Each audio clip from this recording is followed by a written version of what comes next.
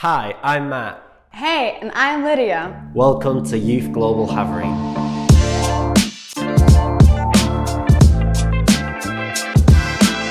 We are so excited for this year's Global Haverim, and you may be wondering what Haverim means. Lydia, why don't you share with us what Haverim is? Haverim is a Hebrew word and that means studying with friends. It's a great opportunity to study the Bible with your friends in an interesting and fun way.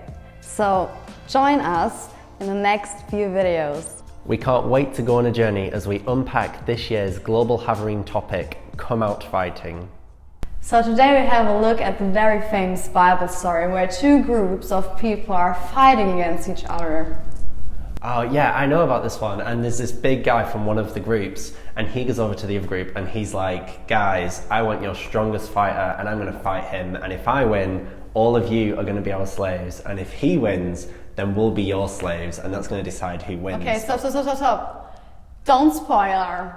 Today, I want to challenge you to read the Bible passage in your group in 1 Samuel 17 to look what's really going on in that story.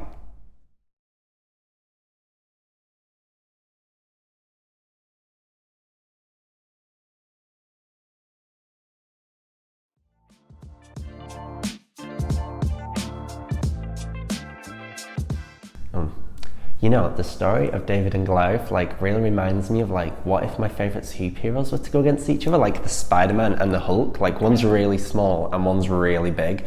Stop. I think we need to continue.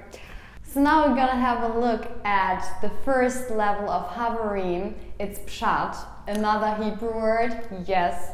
Explain, what is it about? And this level is all about context. We want to know what happened, everything about this Bible passage. So some questions we normally ask with Haverim are, who wrote it, why did they write it, what was happening at the time it was written, and what's happening to the main character before and after that passage.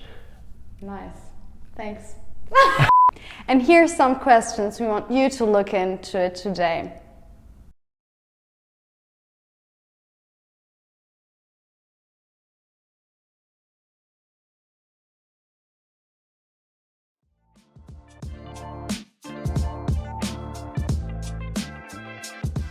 Welcome back. We hope you had a great time finding some information and context, and we hope the questions were really helpful. Lydia, why don't you share with us what you found?